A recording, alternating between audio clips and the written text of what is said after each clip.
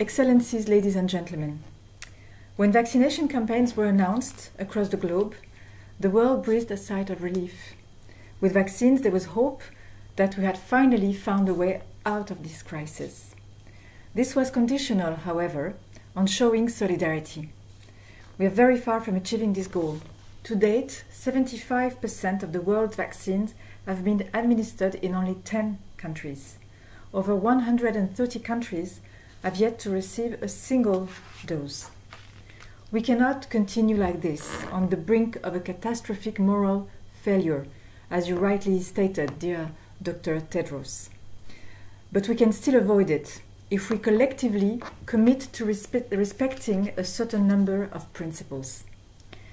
Developing, drafting and proposing ethical guidelines in the scientific fields, this is precisely the raison d'être of UNESCO's Commissions on Scientific Ethics, International Bioethics Committee, and the World Commission on the Ethics of Scientific Knowledge and Technology.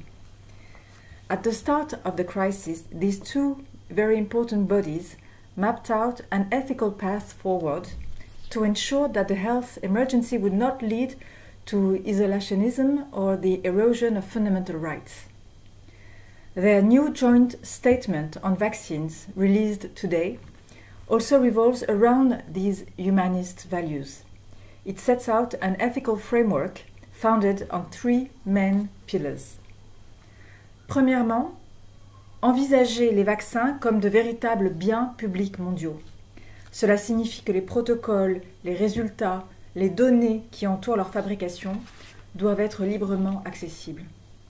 Cette pandémie, c'est donc aussi un rappel qu'il nous faut faire progresser concrètement l'ouverture, le partage de la science.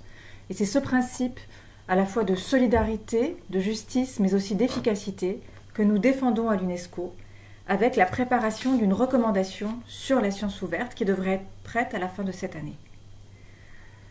Deuxièmement, il s'agit d'assurer un accès équitable aux vaccins à tous les pays et à toutes les populations.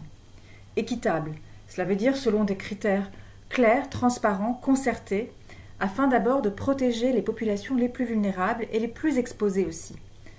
Je pense notamment à la catastrophe éducative qui a privé plus de 90% des élèves dans le monde de leurs écoles à l'occasion de cette crise et qui nous a conduit, avec la Fédération syndicale l'Internationale de l'éducation, à appeler à considérer les enseignants comme population prioritaire dans les campagnes de vaccination lorsqu'elles se déroulent.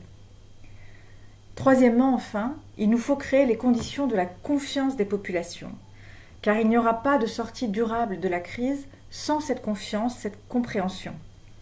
Cela passe, nous le savons, par des efforts spécifiques en matière d'éducation, encore une fois, de formation, de transparence, pour lutter contre les fausses rumeurs et désarmer ce scepticisme très dangereux qui monte envers la science. Excellences, mesdames et messieurs, rappelons-nous que face à une pandémie, il est absolument illusoire de considérer sa propre vaccination isolément de celle des autres. Parce qu'aucun homme ni femme n'est tout à fait une île, parce que nous sommes, comme le dit si bien le concept d'Ubuntu, « Je suis parce que nous sommes ». Je crois qu'il nous est encore possible d'éviter cet échec, cette faillite morale. Alors mobilisons-nous pour faire un choix solidaire et humaniste. Je vous remercie.